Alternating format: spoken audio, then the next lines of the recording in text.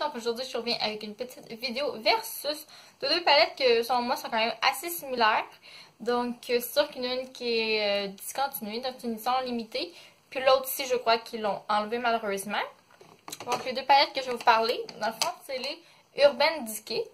Donc la Electric et la Full Spectrum. Dans le fond cette palette-ci je pense qu'ils l'ont discontinuée l'année passée. Puis celle-là c'est la palette qu'ils ont discontinuée cette année. Donc elle c'est la plus récente. Une des plus récentes, en tout cas dans Urban Decay.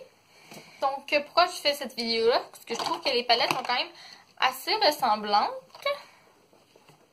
En termes de couleurs. Et voilà. C'est sûr qu'il y en a une qui a vraiment plus de couleurs que l'autre, mais les couleurs sont quand même assez similaires. Dans le fond, la Electric Palette se présente comme ça ici. Donc, on a 10 fards à paupières. Désolée, elle est sale. Donc, elle vient avec le petit pinceau ici, un petit pinceau à faire à paupières plat.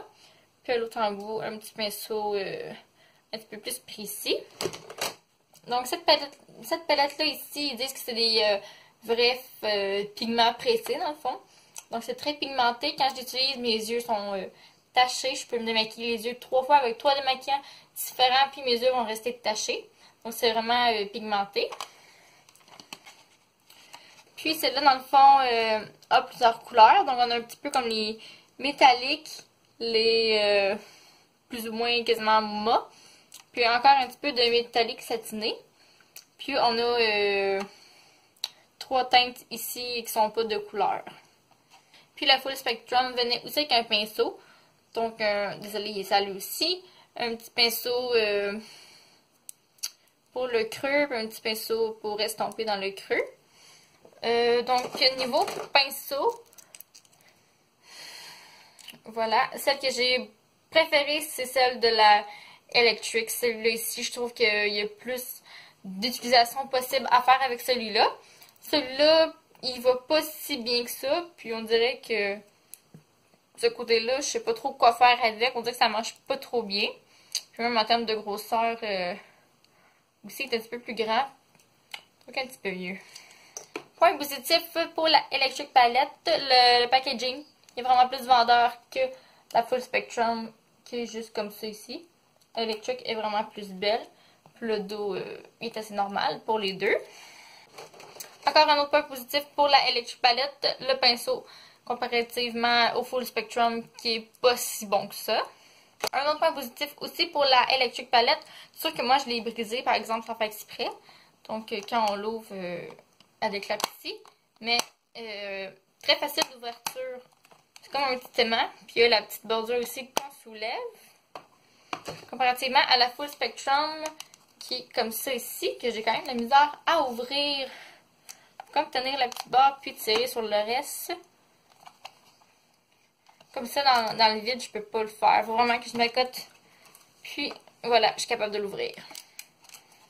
Point positif pour la Full Spectrum, par exemple, elle a plusieurs finis.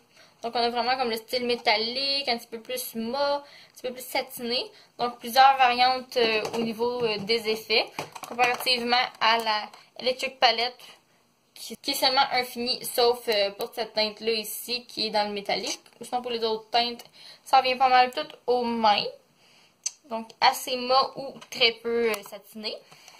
Un autre point positif pour la Full Spectrum, il y a plus d'affaires à paupières pour la Full Spectrum que la Electric Palette. Donc, voilà. La Electric Palette s'est détaillée à 60$ quand elle était disponible. Puis la Full Spectrum était à 80$ quand elle était disponible. Donc, je trouve que pour la différence de prix et le niveau de fard, c'est sûr que la Full Spectrum en vaut plus la peine côté monétairement. J'ai les prix en spécial vu qu'elle est en train de discontinuer justement à 57$.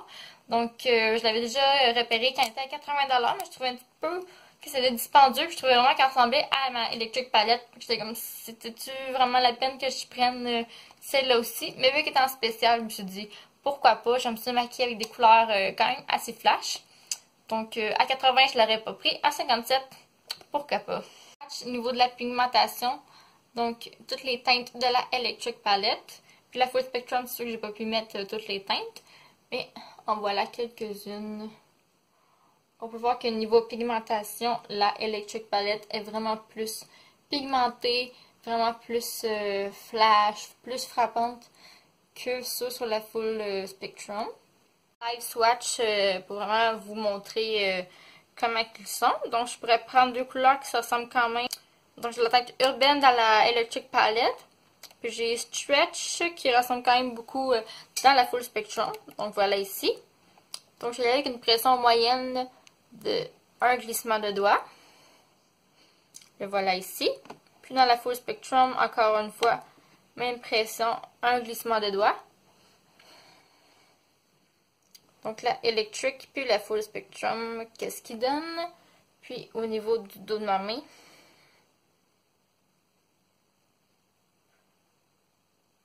Comment le pigment peut aller loin et comment le pigment de la Electric Palette est vraiment plus fort, plus pigmenté que la full spectrum. Je peux même essayer l'autre teinte dans la full spectrum qui pourrait ressembler. Donc Delirious. Une swipe, je peux même y aller avec 2-3 swipes juste pour vous montrer. C'est sûr que celle-là est un petit peu plus foncée. Je vais la mettre juste entre les deux. Et voilà. Je vais y aller avec l'espèce de petit corail, donc Snowburn, puis Size pour la full spectrum. Une swipe. Puis Size, une swipe. Voilà. Donc là, Electric, full spectrum. Pour conclure avec ces deux palettes-là, laquelle est la meilleure, laquelle vaut plus la peine, etc. C'est la Electric Palette pour moi qui gagne. Le pinceau est meilleur, la pigmentation est meilleure, le design de la palette est meilleur aussi. Même pour le miroir ici, j'aime vraiment mieux celle-là. Si on aime vraiment les couleurs assez flash, assez pigmentées, qu'on veut un look vraiment pétant sur les yeux, la Electric va le faire. C'est sûr qu'elle reste quand même une très belle palette, assez pigmentée quand même. Mais si on veut vraiment avoir le look vraiment pétant, c'est la Electric Palette qui est vraiment la meilleure des deux selon moi. Donc voilà. Donc j'espère que vous avez apprécié ma petite vidéo bataille entre les deux palettes de Urban Decay. Un gros merci d'avoir regardé, on se voit bientôt. Bye!